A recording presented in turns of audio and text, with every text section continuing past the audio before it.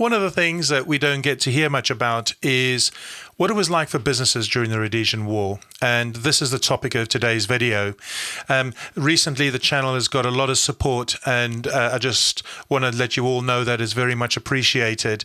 One comment from Anne, what a historical treasure. Thank you for sharing this, and by so doing, ensuring that Rhodesians never die. Thank you, Anne, and thank you to everybody else who have left really wonderful, warm messages.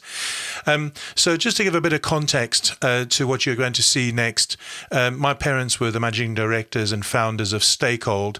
So the dairy farmers, the Rhodesian dairy farmers amongst you will probably recognize them. And, you know, they had some challenges. They started the business actually on 60 Rhodesian dollars. And then they grew that business to the point that every milk bottle sold in the country was milked with their milking machines. And it's something I'm very proud of. It's an amazing achievement.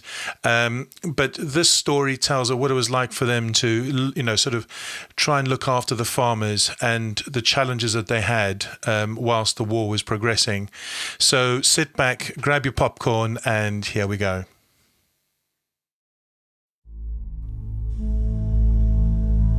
Rhodesia was struggling to actually bring in the oil to keep us rolling, and this would have also been for the military, apart from the civil, to keep the economy up and everything working.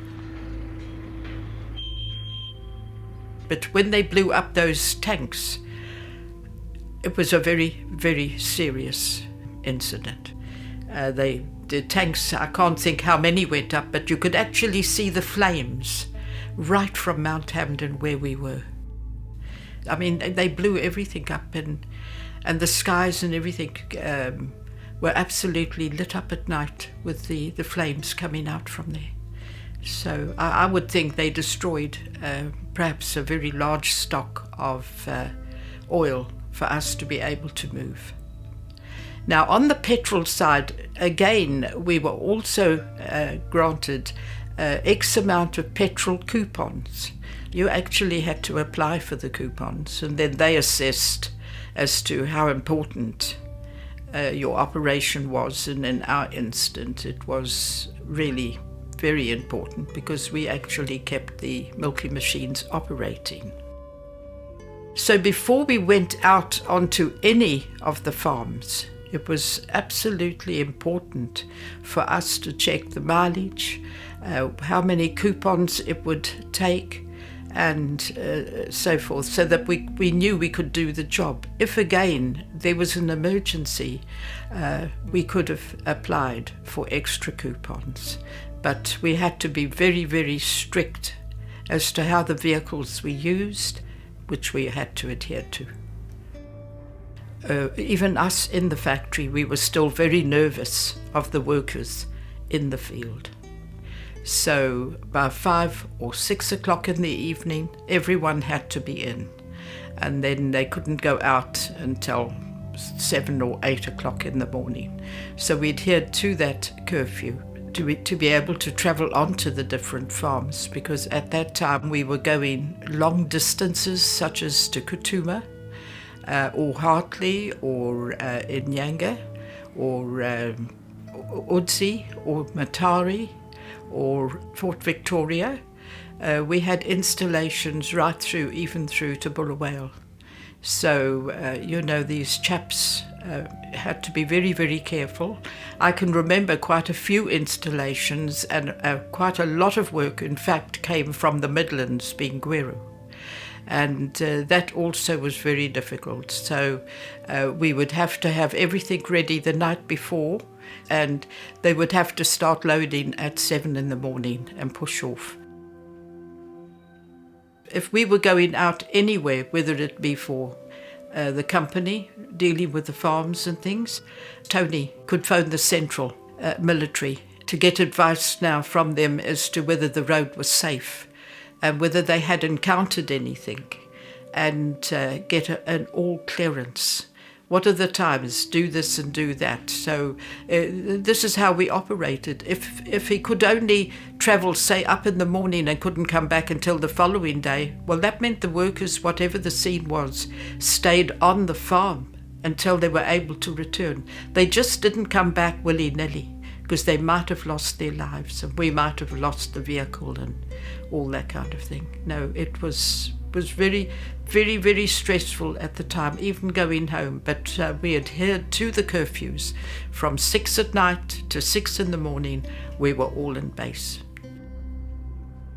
But I can also remember where the workers themselves were really, really petrified. There was a lot of trouble. Ben had been very, very badly beaten up, and the workers actually asked me if they could stay in Stakehold in the factory overnight, and this happened more frequently as the time went on, because they were even frightened to go to their homes in the evening.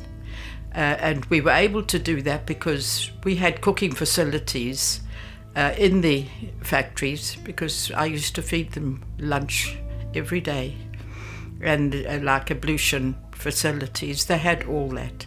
I mean, their lives were, and safety was really paramount at that time, but they were very loyal to us. Our workers stayed with us right the way through. Bardwell was with us probably about over 40 years.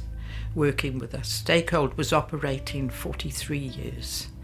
And a lot of them, I'm thinking of Charlie. Charlie was Dad's sort of second. You know, he used to carry Dad's tools and on different installations or repairs or whatever it was.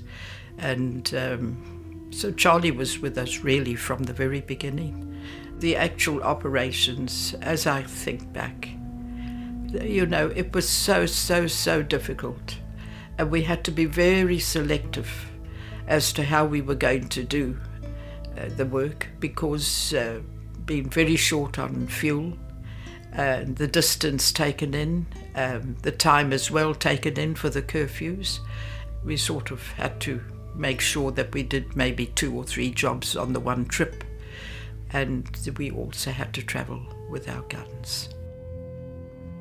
During the war, Stakehold was allocated X amount of foreign money to be able to purchase the items we needed for the milking machines and refrigeration.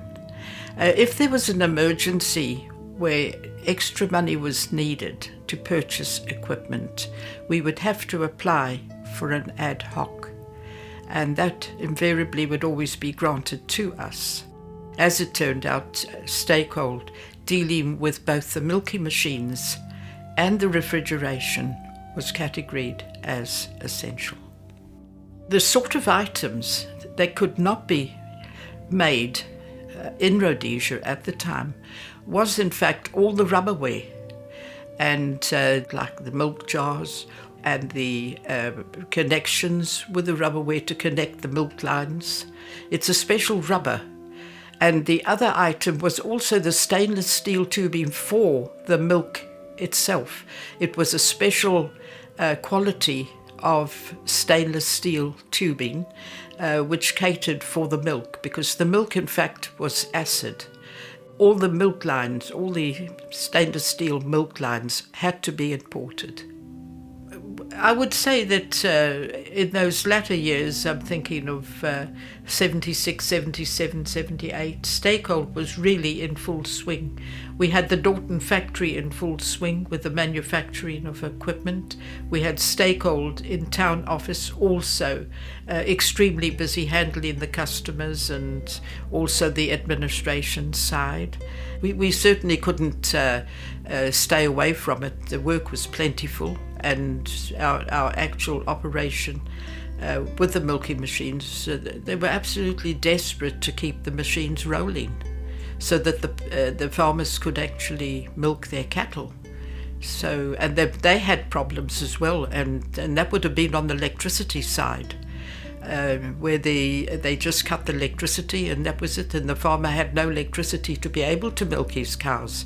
Now in that case, Dad would put proper generators in, so the farmer could milk at any time.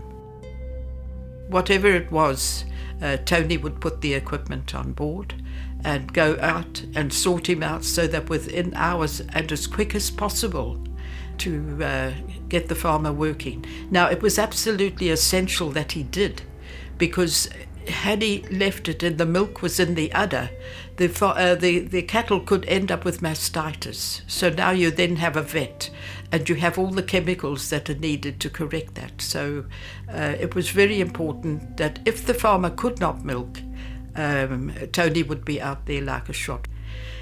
One of the reasons that Stakehold was so successful during the war years was because Tony, in fact, was a very learned man. He studied if there was any complications or anything any difficulties that he encountered. He would actually revert straight back to his books and so on. But he was, in fact, a top man. In milking machines, he was a top man.